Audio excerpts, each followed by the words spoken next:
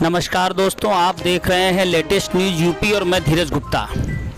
इन दिनों ज़िले में राजनीतिक पारा काफ़ी गर्म चल रहा है।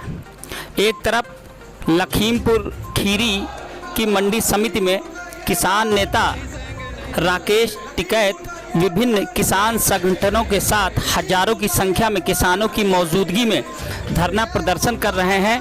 वहीं दूसरी ओर अब दूसरे पक्ष ने भी आवाज़ बुलंद कर दी है।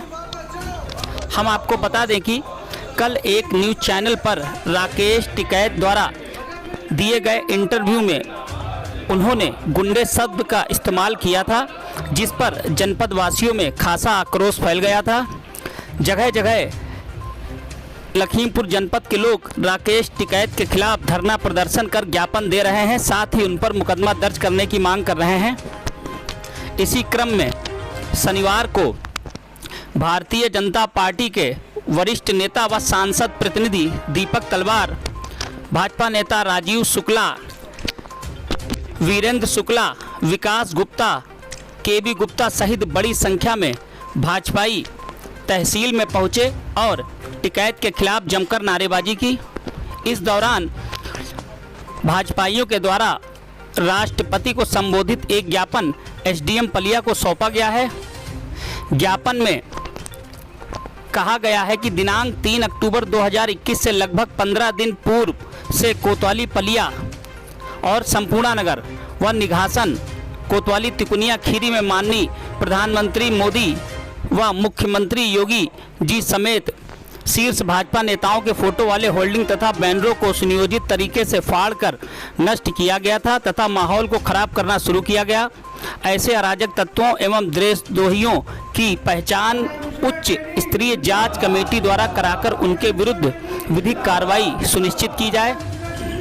इसके अलावा केंद्रीय गृह राज्य मंत्री अजय मिश्र टैनी के बयानों को तोड़ मरोड़ कर सोशल मीडिया में सर्वत्र फैलाकर माहौल को खराब करने वाले अराजक तत्वों की पहचान जांच कमेटी से कराकर उनके विरुद्ध विधिक कार्रवाई की जाए।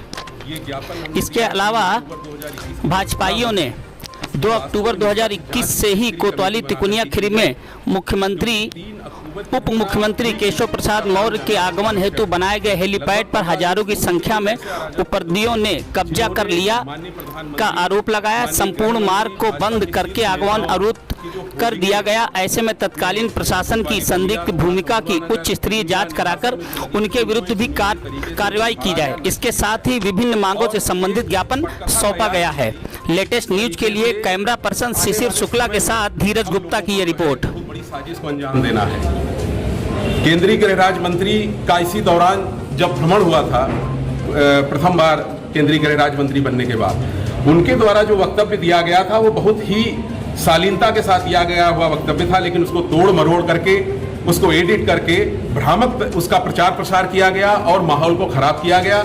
उसका परिणाम ये हुआ कि 3 अक्टूबर को जहां हर वर्ष दंगल होता था बनवीरपुर में, वहां पे पहले से ही, और ये मैं कहना चाहूंगा कि प्रशासन की तत्कालीन प्रशासन जो था उसकी एक बहुत बड़ी भूमिका थी जो संदिग्धता की श्रेणी में आती है, उसकी भी जांच होनी आवश्यक है। ये ज्ञापन के माध्यम से जांच की है, क्योंकि 2 तारीख को जो हेलीपैड माननीय उप मुख्यमंत्री केशव प्रसाद मौर्य जी के लिए तैयार किया गया था, उस पर रातों रात हजारों की संख्या में लोग वहां पे काबिज हो गए। और सिर्फ यहीं के लोग नहीं थे, तमाम प्रांतों से ऐसे लोग आए थे जो बड़ी जिनकी आपराधिक जिनका इतिहास था। ऐसे लोग कैसे वहां इकट्ठे होते रहे, प्रशासन ने उनको कैसे सड़क जाम करने दी, और परिणामता ये हुआ कि जो लोग शांतिपूर्वक वहां से आ जा रहे थे, जिस थार जीप को बताया जा रहा है कि उन्होंने उनको कुचला, उसको भी अगर आप लोग वीडियो देखें, मैं पत्रकार बंधुओं को बताना चाहूंगा, अगर आप वीडियो को कायदे से देखें तो पहले जो हरिओम मिश्रा जो चालक था, उस पर उस घटनास्थल पर पहुंचने से पहले उसकी गर्दन पे तलवार से वार किया गया।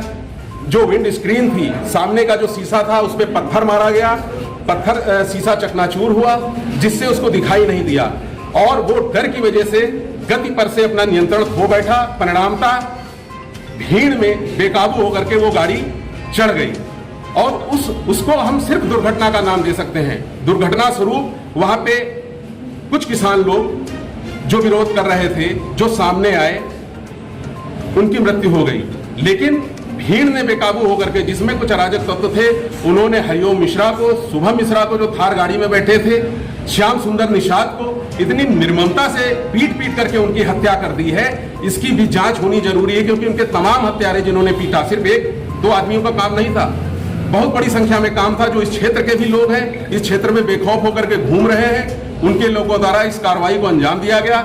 उच्च स्तरीय कमेटी का गठन हो, जांच करके उनकी पहचान करे, उनको भी जेल के अंदर जाना चाहिए। मोनू मिश्रा, आशीष मिश्रा जो निर्दोष है, जो घटनास्थल पे गया ही नहीं था, दंगल स्थल पे पूरे दिन था, और उसकी गवाही एसआईटी के सामने